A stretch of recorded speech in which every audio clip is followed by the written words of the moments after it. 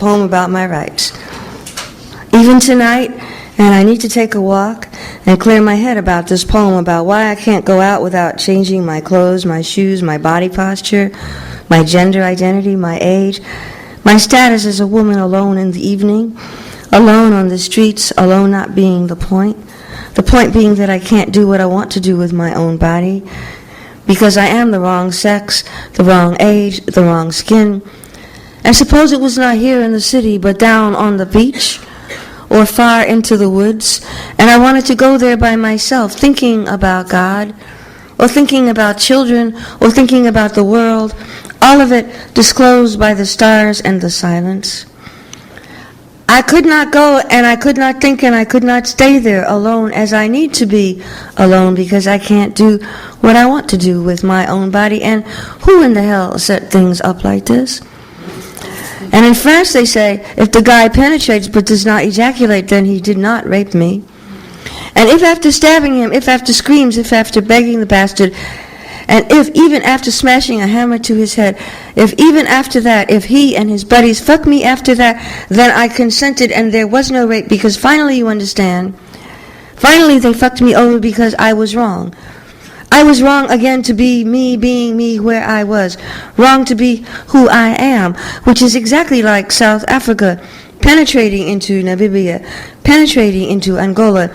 And does that mean, how do you know if Pretoria ejaculates? What will the evidence look like?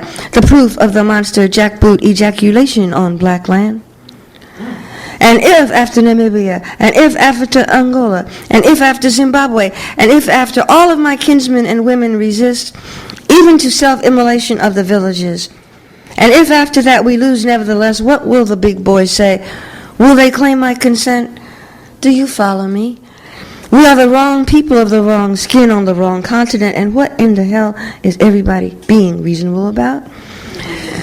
And according to the Times this week, the CIA decided that they had this problem, and the problem was a man named Nkrumah, so they killed him.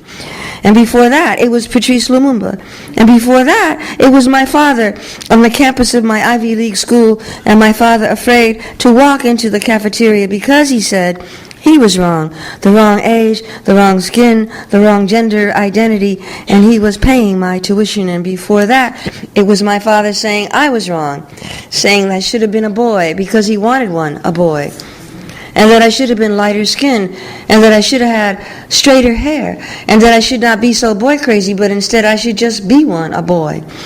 And before that, it was my mother pleading plastic surgery for my nose and braces for my teeth, and telling me to let the books loose, to let them loose. In other words, I am very familiar with the problems of the CIA, and the problems of South Africa, and the problems of Exxon Corporation, and the problems of white America in general, and the problems of the teachers and the preachers and the FBI and the social workers and my particular mom and dad.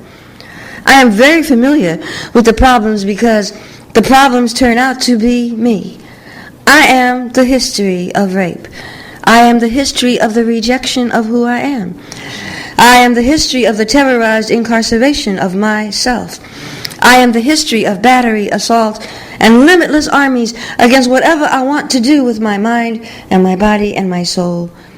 And whether it's about walking out at night, or whether it's about the love that I feel, or whether it's about the sanctity of my vagina, or the sanctity of my national boundaries, or the sanctity of my leaders, or the sanctity of each and every desire that I know from my personal and idiosyncratic and indisputably single and singular heart, I have been raped because I have been wrong.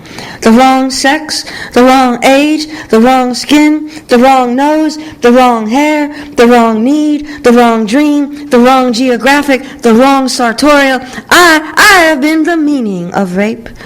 I have been the problem everyone seeks to eliminate by forced penetration with or without the evidence of slime.